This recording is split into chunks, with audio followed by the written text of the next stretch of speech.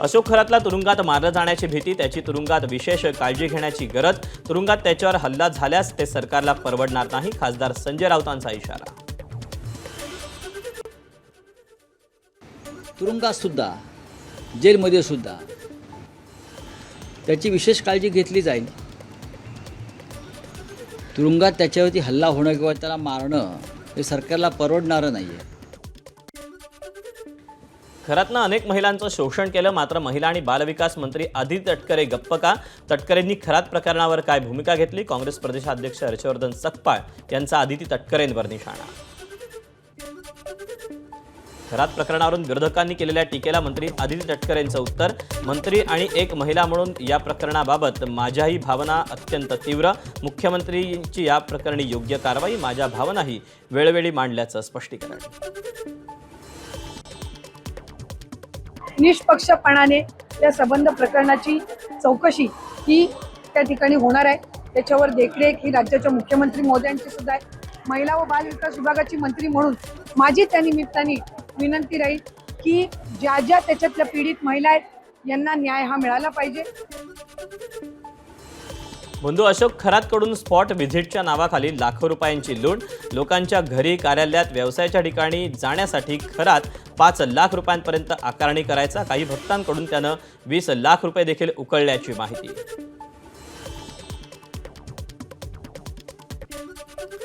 बंधू अशोक खरातला उद्या कोर्टात हजर करणार. उद्या त्याची पोलीस कोठडी संपते. खरातच्या नाशिकमधील कार्यालयातून एसआयटीनं महत्त्वाचे पुरावे जप्त केले. एसआयटी नवे पुरावे कोर्टाकडे सादर करणार.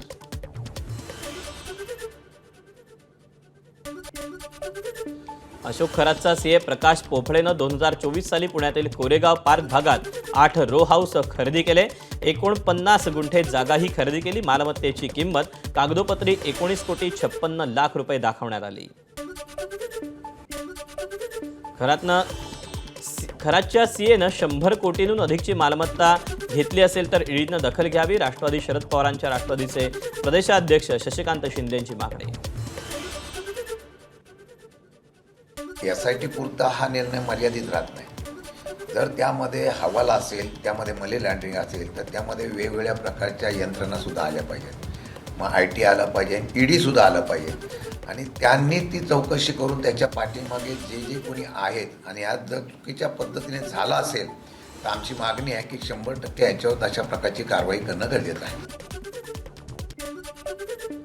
कोरेगाव पार्कचा परिसर सर्वात महागडा, त्यामुळे या मालमत्तेची किंमत 100 कोटींहून अधिक असल्याची माहिती.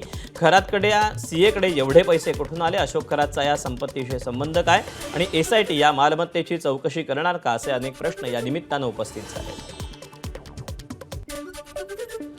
अशोक खरातवर 11वा गुन्हा दाखल. जमीन खरेदी व्यवहारात फसवणूक केल्याच्या जमीन मालकाच्या तक्रारीवरून गुन्हा दाखल. खरातचं पत्नी कल्पना खरात, शिर्डीतला मध्यस्थ अरविंद बावके, किरण सोनावणे, अशोक तांबे यांच्यावर गुन्हा दाखल. अशोक खरातनं राजकीय नेत्यांची नावं कोडवर्डमध्ये सेव्ह केली. 40 ते 45 नेते खरातच्या सतत संपर्कात असल्याची माहिती. नेते कोणताही राजकीय निर्णय घेण्यापूर्वी भोंदू खरातचा सल्ला घेत असल्याची माहिती समोर. खरात प्रकरणानंतर भोंदूबाबावर नागरिकांचा रोष. पुण्याच्या खेड तालुक्यात बुवाबाजी विरोधात संताप उफाळला. अनेक तथाकथित महाराजांनी आपली दुकानं बंद केली. सातारा जिल्हा परिषद अध्यक्ष उपाध्यक्ष निवडीच्या वेळी सीसीटीव्ही बंद असल्याचं पत्र व्हायरल. इमारतीच्या पीओपीचं काम सुरू असल्यानं सीसीटीव्हीचा वायर तुटल्याचं पत्रामध्ये नमूद करण्यात आलं. मतदानावेळी मंत्री शंभूराज देसाई आणि मंत्री मकरंद पाटील यांना धक्काबुक्की झाली होती. शिवसेनेचे आमदार आणि खासदारांवर एकनाथ शिंदेंकडून विशेष जबाबदारी. पुढील निवडणुकीच्या तयारीला लागण्याच्या सूचना. लोकसभा संपर्क प्रमुख आणि विभागीय संपर्क प्रमुखांची नियुक्ती. राष्ट्रवादीच्या घटनेमध्ये आणखी काही बदल. अल्पसंख्याक, सामाजिक आणि ओबीसी सेल घटनेतून काढले. नव्या संविधानात फक्त युवक, विद्यार्थी, महिला आणि सेवा दल सेल. 28 फेब्रुवारीला राष्ट्रीय अध्यक्ष निवडीदरम्यान घटनेत बदल. सांगली जिल्हा परिषदेत उद्या सभापती निवड. सभापती पदाच्या निवडीच्या पार्श्वभूमीवर महायुतीची मंत्री चंद्रकांत पाटील यांच्या उपस्थितीत एक बैठक. सभापती निवडीवेळी दगाफटका नको म्हणून मवियाचे सदस्य पुन्हा अज्ञात असतील. बुलढाण्याच्या जळगावच्या जामोद नगर परिषदेच्या सभेत अभूतपूर्व गोंधळ.